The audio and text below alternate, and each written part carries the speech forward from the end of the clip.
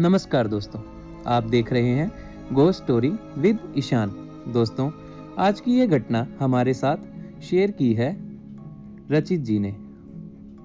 तो चलिए दोस्तों, आपका ज़्यादा टाइम बर्बाद ना करते हुए आगे बढ़ते हैं आज की कहानी की ओर।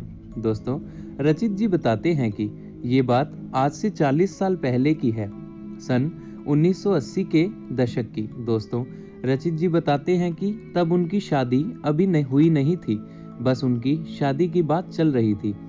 तो चलिए दोस्तों, कहानी सुनाते हैं आपको रचित जी के अंदाज में।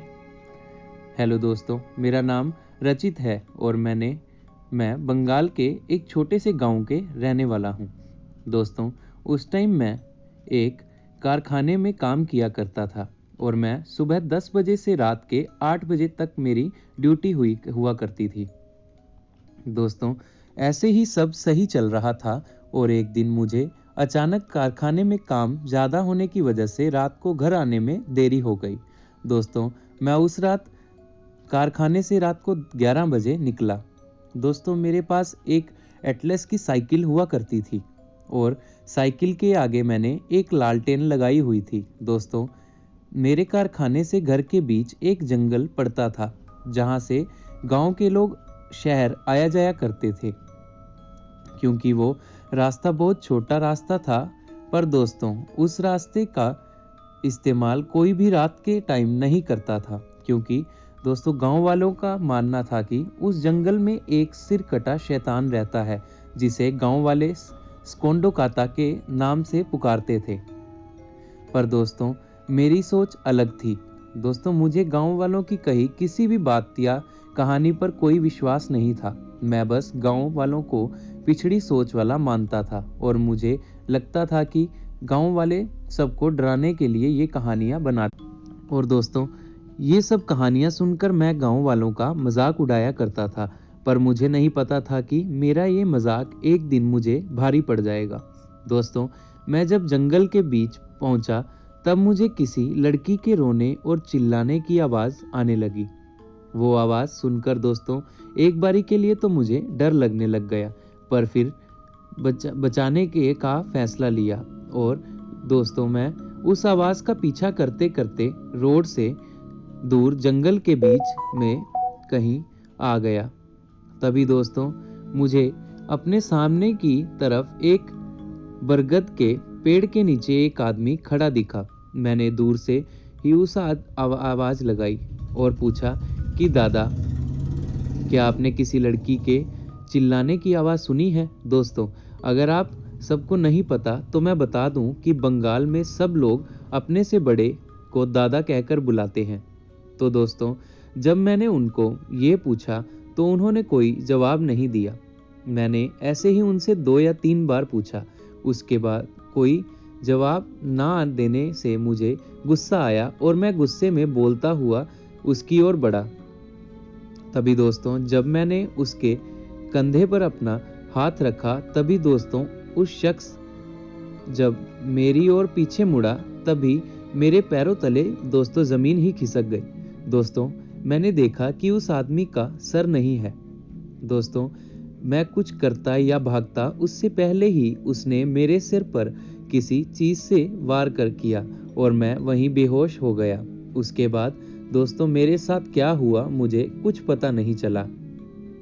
फिर दोस्तों, कुछ देर बाद जब मुझे होश आया तो मैं एक अंधेरे कमरे में गिरा हुआ था और मेरे हाथ पैर किसी चीज से बंधे हुए थे। दोस्तों, ये सब देखकर मुझे खुद पर बहुत गुस्सा आया कि मैंने गांव वालों की बातों को हमेशा बस एक मजाक ही समझा।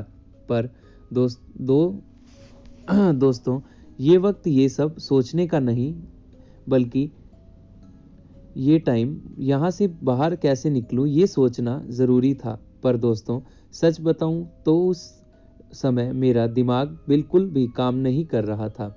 मुझे कुछ समझ नहीं आ रहा था कि मैं क्या करूं यहाँ से निकलने के लिए।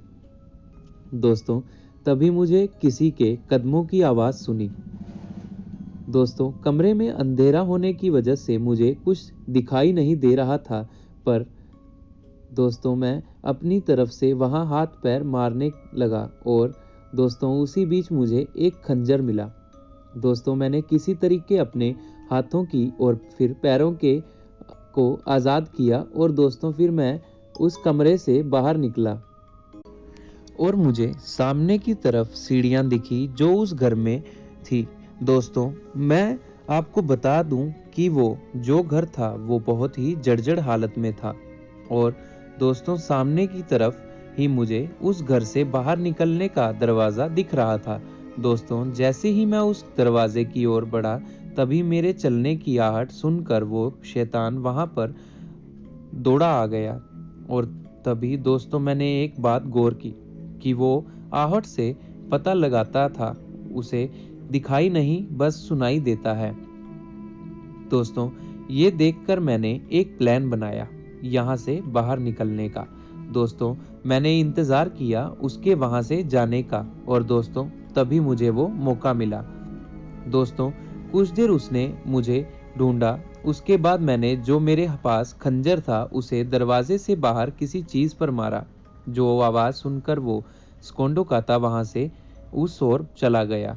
तभी दोस्तों मैंने उस मौके का फ़ायदा उठाया। दोस्तों मैं उसी वक्त वहाँ से पूरी तेज़ी से भागा, पर दोस्तों मेरा सर पर चोट होने की वजह से मैं ज़्यादा तेज़ी से नहीं भाग पा रहा था।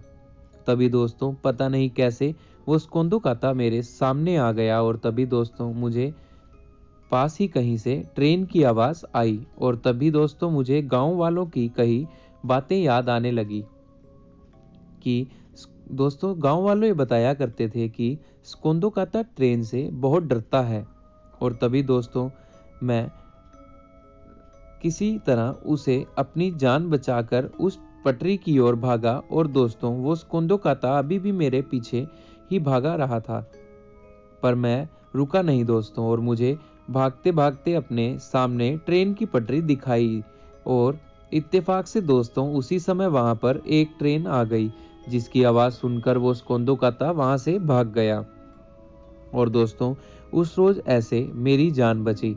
दोस्तों आज भी उस दिन को याद करता हूं तो मेरी रूह कांप जाती है और दोस्तों इस सब के बाद मैंने वो गांव हमेशा के लिए छोड़ दिया। दोस्तों आज भी मैं यह घटना जब याद करता हूं तो मुझे खुद पर गुस्सा भी आता है कि मैंने क्यों कभी गांव वालों की बातों को हमेशा मजाक में ही लिया। दोस्तों यही मेरी ज़िंदगी की सबसे बड़ी भूल और सबसे बड़ी गलती थी। दोस्तों अगर मैंने गांव वालों की बातों को माना होता या समझा होता तो शायद मेरे साथ उस दिन वो हादसा ना होता।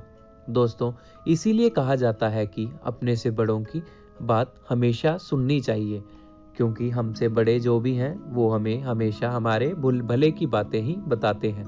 तो दोस्तों कैसी लगी आपको यह कहानी हमें कमेंट करके ज़रूर बताइएगा। और दोस्तों यदि आपको कहानी पसंद आए तो कहानी को लाइक और चैनल को सब्सक्राइब ज़रूर करें। मिलते हैं दोस्तों कल नई कहानी के साथ।